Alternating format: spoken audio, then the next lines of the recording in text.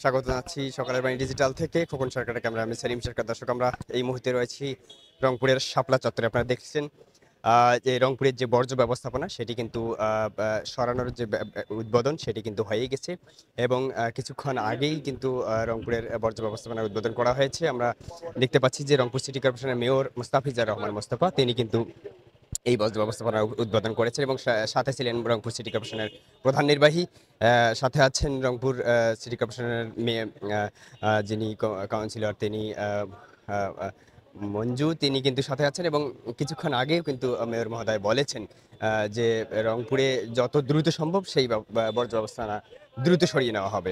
আমরা এখন যাচ্ছি রংপুর সিটি কর্পোরেশনের মেয়র মোস্তাফিজুর রহমান মোস্তফার কাছে।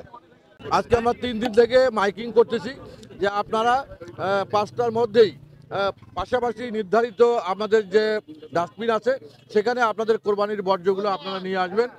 আসলে আমাদের এই পরিচ্ছন্ন কর্মকাণ্ডটা আরও ধারালো হবে, আরও দ্রুত গতিতে আমরা করতে পারবো।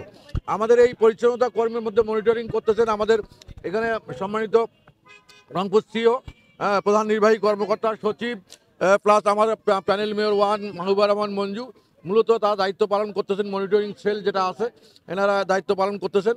আমরা 12 ঘন্টার মধ্যে যে আমাদের কমিটমেন্ট যে রংপুর সিটি কর্পোরেশনের কোরবানির বর্জ্য অপসারণের জন্য 12 ঘন্টা আমরা সময় নিয়েছি। এই 12 ঘন্টার মধ্যে ইনশাআল্লাহ রংপুর সিটি কর্পোরেশন পরিচ্ছন্ন করা হবে। যে যে এলাকা পরিচ্ছন্ন করা হচ্ছে সেখানে ব্লিচিং পাউডার সহ আমাদের পানি দিয়ে ধোয়া কাজগুলো চলমান আছে। আমরা আশা করি যে আমরা ডিউ টাইমে আমরা এই 12 ঘন্টার মধ্যে আমরা এই রংপুর শহরকে আমরা বর্জ্যমুক্ত করব। এটা আমাদের একটা ধারাবাহিক একটা কার্যক্রম, বিগত 6 বছরের অভিজ্ঞতা এবং আজকের অভিজ্ঞতাকে কাজে লাগিয়ে আমরা সেই কাজগুলো করার চেষ্টা করতেছি। ইনশাআল্লাহ আমরা সফল হব।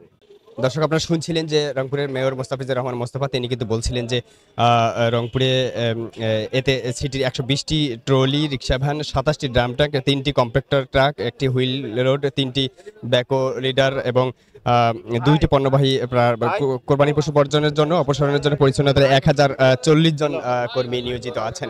এবং রংপুর সিটি কর্পোরেশনের মেয়র মোস্তাফিজুর রহমান মোস্তফা তিনি যেটি বলছিলেন যে যত দ্রুত সম্ভব এই রংপুর সিটির যে বর্জ্য সেটি কিন্তু অপসারণ করা হবে। এবং অন্যান্য সাংবাদিকরা কোশ্চেনের তিনি কিন্তু বলছিলেন যে রংপুর সিটির যে বর্জ্য ব্যবস্থাপনা আছে এবং যে সিটি বর্জ্য ব্যবস্থাপনা নির্দিষ্ট করা হয়েছে সেটির বাইরেও কিন্তু কিছু বর্জ্য রয়েছে, সেগুলো কিন্তু এই কাজ শেষ করার পরে এই ব্যবস্থাপনা বর্জ্য অপসারণ করা হবে বলে জানিয়েছিলেন রংপুর সিটি কর্পোরেশনের মেয়র মোস্তাফিজুর রহমান মোস্তফা। দর্শক, এই ছিল রংপুর সিটি কর্পোরেশনের বর্জ্য ব্যবস্থাপনার অপসারণের সর্বশেষ পরিস্থিতি। পরবর্তী পরিস্থিতি জানতে চোখ রাখুন সকালের বাণীতে।